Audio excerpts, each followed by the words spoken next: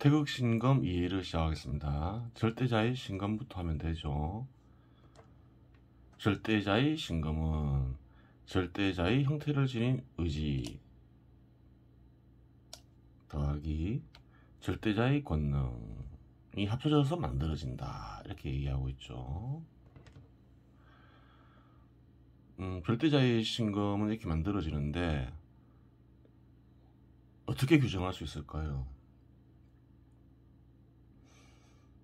섭리작용의 움직임으로 볼 수 있는 거죠. 그래요. 절대자의 신검은 제약을 받지 않습니다. 인간의 신검이나 제도의 신검, 다른 제도의 신검, 나아가 자연의 신검을 이용할 수도 있습니다. 그렇죠. 세상은 섭리의 바탕에서 이루어지기 때문이겠죠. 나타나는 방식은 인간의 신검을 통해서, 제도의 신검을 통해서, 다른 제도의 신검을 통해서 인간이나 집단의 구체적 행위로 드러나기도 하며, 섭리작용은 그렇게 드러난다는 거예요. 예전에 조선의 멸망에 대해서 얘기했죠. 섭리작용의 움직임이 외국을 이용해서 나타날 수도 있다는 말이겠죠. 자연재해나 대형 사고로 드러나기도 합니다. 그래요. 그렇겠죠. 자연시 섭리의 바탕에서 이루어지는 거죠. 섭리작용의 움직임이 있는 거예요. 또 대형 사고, 이 주석이 있죠. 한번 볼게요. 한국에서는 1995년 삼풍백화점이 붕괴되면서 502명의 사망자가 발생했으며 그 당시에 굉장히 큰 사건이었죠. 지금은 거의 잊혀졌죠. 2014년 4월 16일 세월호가 침몰하면서 304명이 사망하거나 실종되었다. 그래요. 이 사건도 굉장히 큰 사건이었죠. 박근혜 대통령 탄핵이 세월호 사건에서 기인한다, 그런 얘기도 있죠. 물론 크게 중요한 요인은 아니었겠죠. 그리고 2022년 10월 29일 이태원 헬로윈 압사 사태가 발생하였고 그 결과 159명이 사망하였다. 최근에 일어난 사건이죠. 세 사건 모두 질서와 안전에 대한 낮은 인식이 발견되는데, 이태원 헬로윈 압사 사태가 앞의 두 사건과 구별되는 점이 있다. 앞의 두 사건에서는 질서와 안전에 대한 낮은 인식을 지닌 소수의 책임자들, 즉 직접적 원인을 제공한 이들이 발견된다면, 이태원 안전에 대한 낮은 이태원 헬로윈 압사 사태는 사태에 참여한 대부분 이들이 질서와 안전에 대한 인식 없이 자발적으로 즐기는 가운데 발생한 사고이다 보니 직접적 원인을 제공하니, 즉 책임자가 발견되지 않는다는 점이다. 그렇죠. 백화점이건 백은 어떤가요? 소유주가 있죠. 관리할 책임이 있는 자가 있는 거예요. 소유주만 있는 게 아니죠. 안전검사를 받겠죠. 공직자에 의해서건 아니면 위임을 받은 이익은 책임자들이 있는 거예요.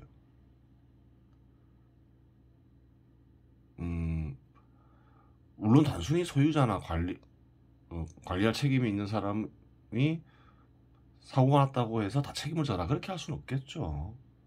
충분한 조치를 취했다. 그래요. 그럼 사고가 나도 뭐라 할 수가 없는 거죠. 그러면 삼풍백화점도 그때 말이 많았죠. 안전을 무시하고 개조했다. 그 행위가 있잖아요. 안전을 강화한 것도 아니고 안전을 해치는 행위가 있었다는 거예요. 충분한 조치를 취했음에도 불구하고 붕괴됐다, 안전에 신경 썼는데 뭐라 할 수 없는 거죠. 그렇잖아요. 세월호는 어떤가요? 세월호도 그렇죠. 소유주가 있고 관리자가 있는데 그 배에서 수평을 맞추는 안전장치를 제거한 행위가 있었죠. 뭐 그런 일이 있었던 거예요. 행위가 있었던 거예요. 그 책임자가 보이잖아요. 또 안전검사도 제대로 안 하고. 그렇죠. 그래서 소수의 책임자가 있는 거예요. 그래서 이 사건들을 보고 어떤가요? 거기에 있었던 사람들을 비난하기는 어렵죠. 책임자가 보이기 때문에. 근데 이태원 할로윈 압사 사태는 어떤가요? 책임자가 없다는 거예요. 왜? 자발적으로 즐기기 위해서 참여했으니까. 책임을 져야 될 사람이 없잖아요. 좀 구별이 되죠. 그래요. 그래서 사태라고 붙인 이유가 있죠. 왜 그런가요? 앞에 사건하고 좀 다르잖아요. 책임자가 있고 대부분 사람들은 책임이 없잖아요. 근데 이태원 압사 사태는 어떤가요? 참여한 이들 대부분이 책임자가 돼버리는 거죠. 그렇게 되는 거예요. 모두는 아니겠죠. 모두는 아닌데 대부분이라고 하는 거예요. 동영상을 보면 알아요. 보겠습니다. 이태원 참사 일어나기 그래요. 이태원 헬로윈 사태가 발생하기 2시간 전 한번 볼게요.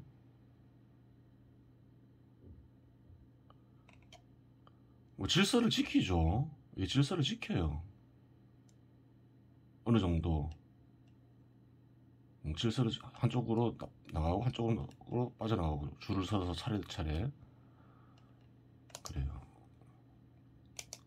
사고 날 때 시점은 어떤가요? 한번 볼게요.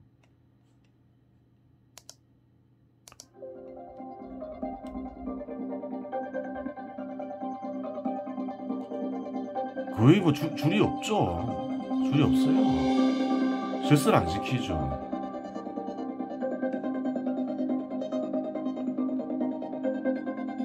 그래요.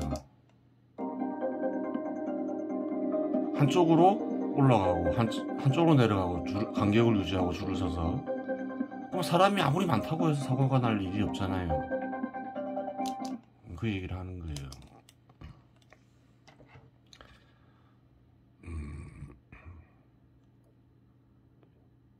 그러면 그런 생각을 할 수 있죠. 왜 그 시점에 질서를 안 지켰을까? 뭐 질서를 안 지킬 만한 큰 이벤트가 있었나 이런 생각을 해볼 수도 있고. 근데 이벤트가 있었다 해서 질서를 안 지킨다는 것도 이상하잖아요. 결국은 대부분 사람들이 질서와 안전에 대한 인식이 거기에 참여하는 사람들이 대부분 낮았다 이렇게 볼 수 있는 거예요.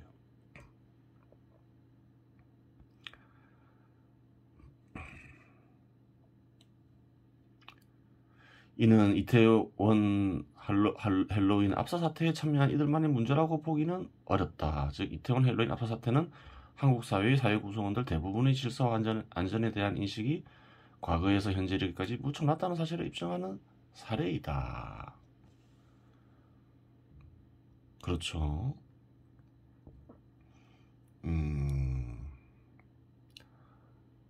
대부분 많은 사람들이 그 이태원 할로윈 사태에 참여한 이들과 거의 비슷하다고 이렇게 보는 거예요. 이 글을 쓴 이는 그래요. 물론 앞에서 봤지만 질서를 지키는 이들이 있죠. 질서를 지키는 이들이 있어요. 이렇게 질서를 지키는 이들이 있어요. 전부는 아닌데 많이 개선돼야 된다고 보는 거예요. 10명 중에 서너 명, 100명 중에 30, 40명이 질서를 지켜요. 그러면 나머지 사람들도 따라 지키겠죠. 따라 지켜요.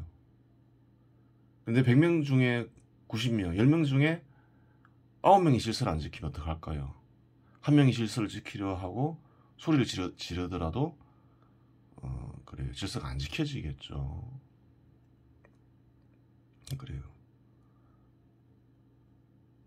그 질서와 안전에 대한 인식을 강화해야 되는데, 좀 이런 사건을 계기로 스스로 반성을 해야 되는 거예요.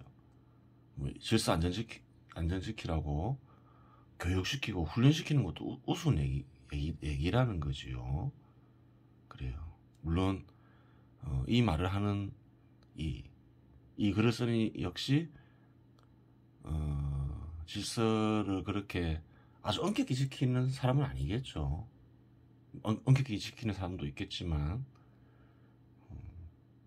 사람이 한적한 거리에서는 뭐 교통신호도 어기고 그래요. 하지만 그래요. 아마 이 글을 쓴 이는 아마 이 정도 질서는 지킨다는 거지요. 그래요.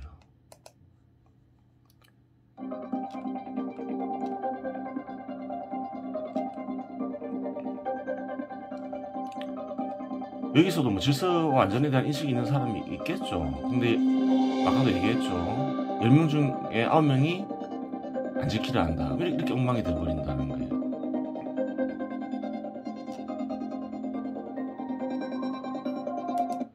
그래요.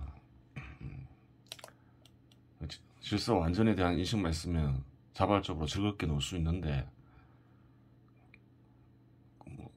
놀 때 간섭을 받는 것도 우습다는 거예요. 정부의 간섭을 받고 노는 것도. 그래요.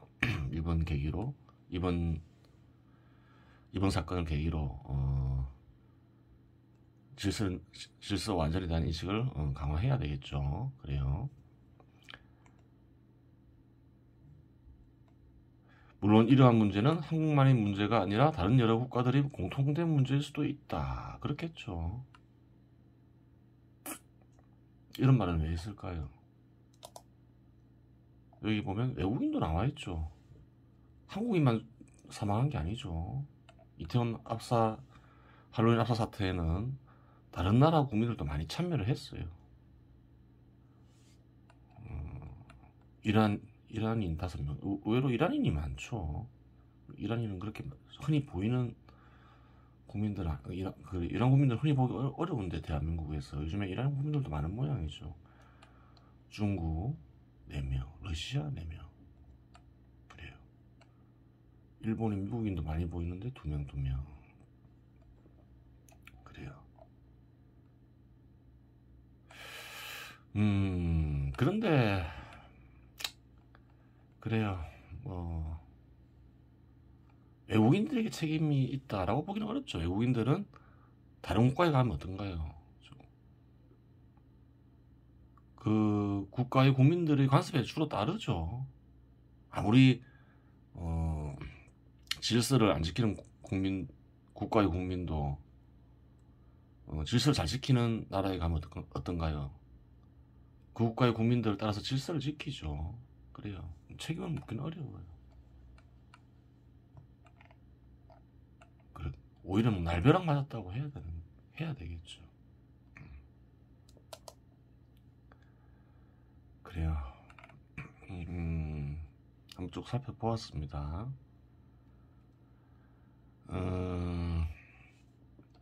제도를 다뤘는데, 한번 제도를 대상으로 그림을 그려봤어요. 시장지배 시대 제도, 고대 농경국가 시대 제도. 고대 농경국가 시대 제도가 변해서 된 게 뭐라 했나요? 예를 들어서 사회주의, 공산주의 제도죠. 그래요. 사람들이겠죠. 사회 구성원들이겠죠. 사회 구성원들은 시장지배 시대의 제도의 영향도 받고 고대 농경국가 시대의 제도의 영향도 받겠죠. 이 선들은 뭘까요? 의지겠죠. 의지예요. 고대 농경국가 시대 제도의 의지가 변형된 고대 농경국가 시대 제도의 의지를 만들었죠. 사회주의, 공산주의 같은 제도. 사람은 어떻다 했나요? 사회구성원들 대부분은 시장지배 시대 제도의 의지에도 영향을 받고 고대 농경국가 시대 제도의 의지에도 영향을 받겠죠. 또 변형된 고대 농경국가 시대 제도의 의지에도 영향을 받겠죠. 그 어지간하면 의지선이 다 연결되어 있어요. 예를 들어서 변형된 고대 농경국가 시대 제도의 의지, 즉 사회주의 공산주의 제도의 의지에만 영향을 받느니, 대표적인 빨갱이죠. 다른 의지와는 이제 연결이 끊기는 거죠. 그래요. 하지만 대부분 사람들은 어느 정도 다 영향을 받는다 했죠. 변형된 고대 농경국가 시대 제도의 의지에도 영향을 받고 고대 농경국가 시대 제도의 의지에도 영향을 받아요. 순수라고 적는 게 좋겠죠.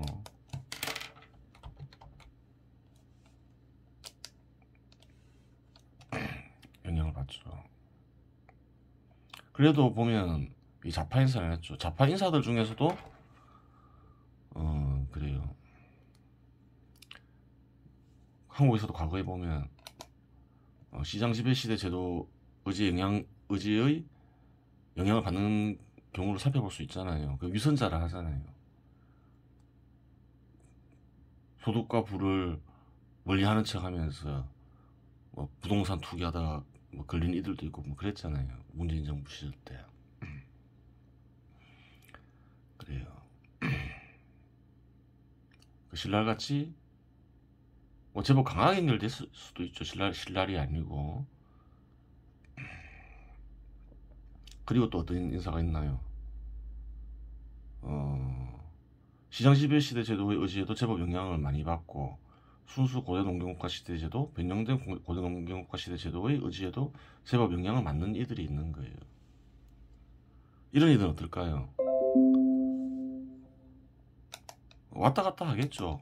어떤 경우에는 시장 지배 시대 제도의 의지가 맞나? 이렇게 생각하기도 하고, 어떤 때는 뭐 변형된 고대 농경국가 시대 제도의 의지가 맞나? 이렇게 생각하기도 하고, 어떨 때는 순수 고대 농경국가 시대 제도의 의지가 맞나? 이렇게 생각도 하는 거예요. 그렇죠. 왔다 갔다 하는 거죠. 어떨 때는 우파지향 정당을 선거를 하면 어떨 때는 우파지향의 정당에 투표하기도 하고, 어떤 경우에는 좌파지향 정당에 투표하기도 하고, 뭐 그런 일하는 거예요. 어떨 때는 우파 인사가 됐다가 어떨 때는 좌파 인사가 됐다가 그러는 거죠. 이 경우는 어떨까요? 시장 지배 시대 제도의 의지에 제법 강한 영향을 받아요. 그런데 순수 고대 농경국가 시대 제도의 의지에도 신랄같이 영향을 받고, 변형된 고대 농경국가 시대 제도의 의지에도 영향을 받는 거예요. 가끔가다 이상한 소리를 하는 이들이라는 거죠. 우파 인사인 줄 알았는데 좌파 인사 말을 하고 이상하다, 뭐 이런 느낌을 주는 이겠죠. 물론 이 사이에 다양한 스펙트럼이 있겠죠. 이런 일은 어떤가요? 시장 지배 시대 제도의 의지에만 영향을 받는이다. 그렇게 볼 수 있는 것이지요. 그래요. 한번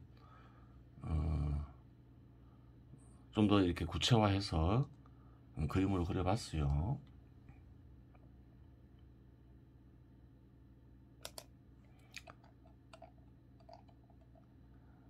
태극신감의 한 양식을 보겠습니다. 여기서는 선천팔계와 후천팔계를 결합한 64개를 활용한 태극신감의 한 양식을 살펴보겠습니다. 저번부터 8개 2개를 이용했죠. 이번에는 선천팔계, 후천팔계 2개를 이용하는 거죠. 우선 선천팔계와 후천팔계를 몸에 두르고 후천팔계와 선천팔계의 개들이 순서대로 지나가는 형식을 취합니다.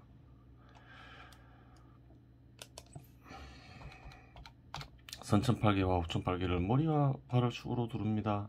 2개를 머리와 발을 축으로 두른다는 거죠. 선천팔계의 이어진 선 3개는 머리에 놓이고 끊어진 선 3개는 발에 놓입니다. 그래, 마음에서 그렇게 생각해 보라는 거예요. 생각하면서 연습을 하라는 거죠. 후천팔계의 끊어진 선 3개는 머리에 놓이고 이어진 선 3개는 발에 놓입니다. 그래요. 이렇게 머리와 발을 축으로 해서 둘러보라는 거죠. 선천팔계의 7번째 개와 후천팔계의 3번째 개가 몸 정면에 오도록 합니다. 7번째 개, 3번째 개 이거죠. 팔개의 모든 개들이 각도가 땅과 90도가 되도록 세웁니다. 팔개는 가로로 세울 수도 있고 세로로 세울 수도 있는데 우선 가로로 세웁니다. 이게 가로로 세우라는 거예요. 이런 식으로 전부 다. 발은 어깨 넓이만큼 벌린 뒤 양발끝의 각도가 양발 뒤꿈치를 축으로 45도 정도 되게 놓습니다. 그래요. 발끝에 편하게 놓으라는 거죠. 발을 금 두 개로 양손에 쥡니다. 쌍금법인 거죠. 선천팔개를 왼쪽으로 45도 각도로 회전시킵니다. 이거를 45도로 회전시키라는 거죠. 허리를 왼쪽으로 45도 회전시켜 선천팔개 8번째 개 윗선을 왼손에 든 검으로 우에서 좌로 베어 있습니다. 그리고 이 윗선이 가로로 놓여 있겠죠. 윗선, 중간선, 아랫선. 그것을 이어라는 거죠. 그리고 8번째 중간선을 오른손에 진 검으로 왼쪽에서 오른쪽으로 베어 있습니다. 오른쪽에서 왼쪽으로 이렇게 베어 이어라 이렇게 하는 거 하고 있죠. 그리고 후천팔개의 2번째 개부터 8번째 개를 지나 첫 번째 개가 이렇게 순서대로 8번째 개가 차례로 선천팔개 8번째 개 뒤로 지나가게 하고 차례로 8번째 개 뒤로 지나가게 하라는 거예요. 거기에 맞추어 양손에 든 검으로 5번째 개까지는 번갈아가며 이치에 맞게 되고 이제는 규칙을 정했죠. 6번째 개부터 8번째 개를 지나 첫 번째 개까지는 양손으로 번갈아가며 지릅니다. 그래요. 자세를 바로 잡습니다. 몸에 두는 후천팔개를 오른쪽으로 45도 각도로 회전시킵니다. 그래요. 규칙이 이제 선천팔개는 왼쪽으로 돌리고 후천팔개는 오른쪽으로 돌리는 거죠. 허리를 오른쪽으로 45도 회전시켜 후천팔개의 2번째 개 아랫선을 오른손에 든 검으로 좌에서 우로 뺍니다. 그래요. 가로로 놓여 있겠죠. 좌에서 우로 베어라. 적힌 대로만 하면 돼요.